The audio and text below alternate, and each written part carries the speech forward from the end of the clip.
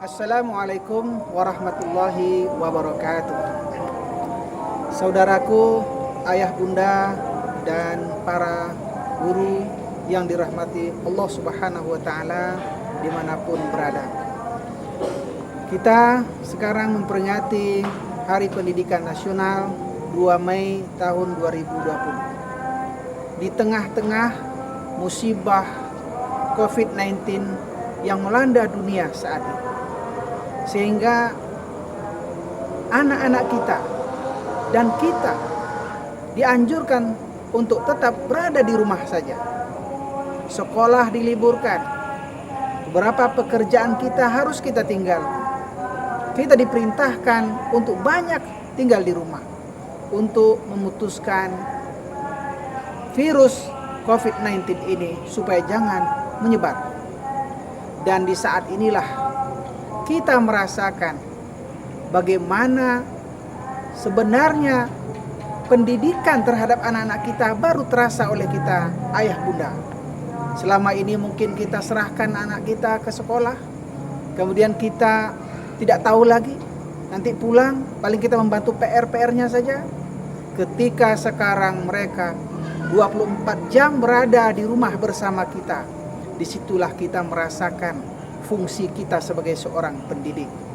Oleh sebab itu, mudah-mudahan dengan memperingati Hari Pendidikan Nasional sekarang ini, bahwasanya pendidikan itu bukan hanya tugas dari pihak sekolah saja, akan tetapi asasnya pendidikan itu harus berada dari rumah kita.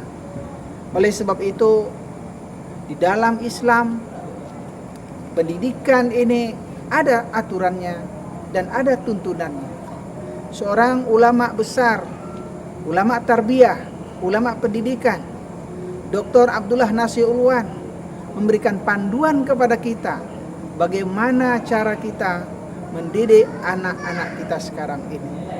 Di rumah bersama kita, banyak keluhan dari orang tua, dari ayah bunda.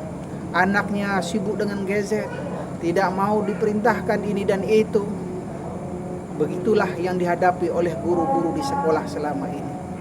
Dan untuk resep kita bisa memberikan pendidikan yang baik kepada anak kita, di dalam kitab, di dalam buku Tarbiyatul Aulad oleh Dr. Abdullah Nasir Ulwan, beliau menyampaikan ada 3 fase pendidikan anak kita. Pendidikan mulai dari 0 tahun sampai 7 tahun. 7 tahun ini disebut dengan usia mumayyiz, di mana anak bisa membedakan antara baik dan buruk. Ketika itu beliau mengatakan la'ibuhu, bermainlah bersama mereka, rahimuhu, berikan kasih sayang sepenuhnya kepada mereka. Inilah fase pendidikan sehingga anak-anak kita di masa kecilnya berbahagia. Mereka tidak ada kena marah, hati mereka tidak ada terluka. Apapun yang dilakukannya tetap ciuman dan sanjungan dan pujian kita berikan kepada anak kita. Kemudian fase yang kedua adalah dari masa mumayyiz sekitar usia 7 tahun sampai dengan usia baligh. Bagi anak laki-laki kita mungkin sudah ada mimpi basah namanya. Kalau bagi anak perempuan kita itulah haid, ya. Mulai anak-anak kita berhalangan.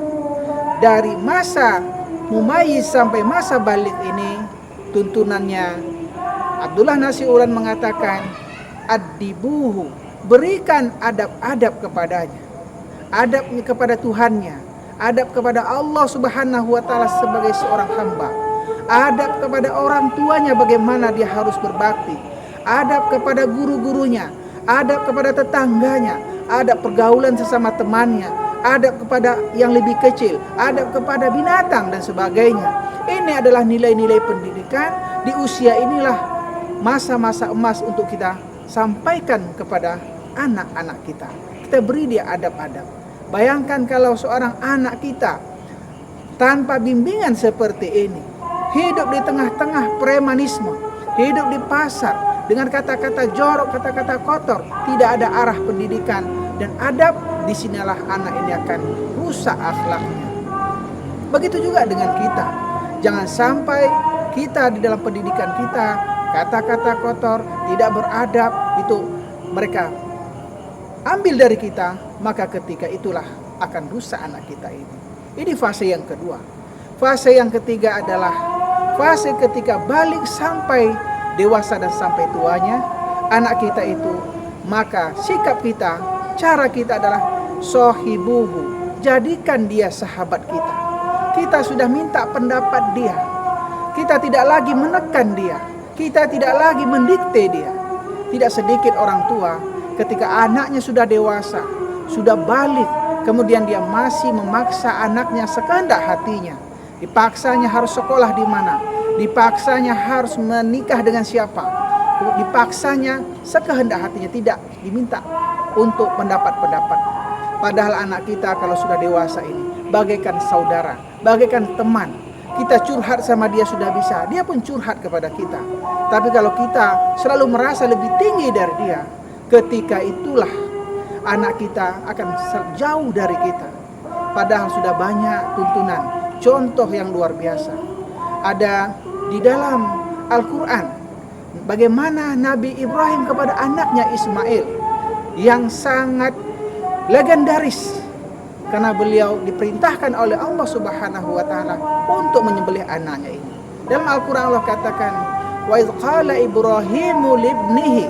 Ingatlah oleh kalian ketika Ibrahim berkata kepada anaknya, "Inni ya bunayya, wahai anakku sayang, inni ara fil manami." Sesungguhnya nak, aku ini melihat dalam mimpiku, anni azbahuka, kalau aku harus menyembelihmu diperintahkan oleh Allah. Fanzur madza taro, apakah pendapatmu nak, anakku sayang Ismail, apakah pendapatmu tentang mimpi ayah ini?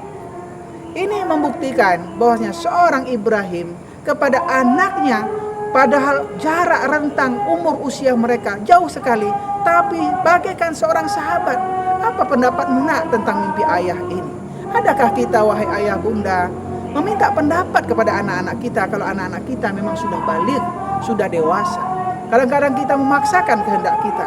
Kamu tidak tahu apa-apa, kamu seumur jagung, ayah bunda sudah puas makan asam garam, ikut ayah, kalau tidak harus nanti kamu akan begini dan sebagainya. Ancaman-ancaman itu yang membuat anak kita akan jauh dari kita dan tidak mau mendengarkan kata-kata kita.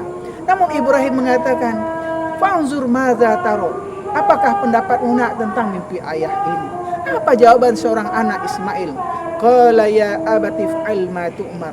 Wahai ayahku sayang, menurutku wahai ayah, kerjakan segera apa yang diperintahkan Allah itu. Satajiduni insyaallahu minas sabirin. Masalah diriku jangan kau khawatirkan, insyaallah aku akan termasuk kepada golongan anak-anak dan orang-orang yang sabar. Inilah 3 fase pendidikan anak kita. Di usia berapa anak kita sekarang ini? Jangan bentak mereka, jangan jadikan mereka seperti anak kecil. Kalau dia sudah dewasa, mari kita minta pendapatnya, apa jadwal hariannya. Jangan sampai kita marah-marah saja sehingga nanti kita akan jauh dari anak-anak kita.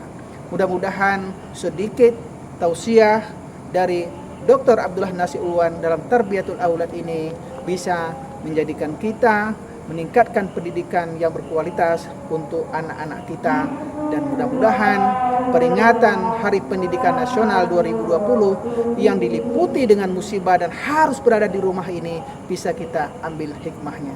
Demikian saja, mudah-mudahan bermanfaat. Aqulu qauli hadza astaghfirullahalazim wa lakum. Wassalamualaikum warahmatullahi wabarakatuh.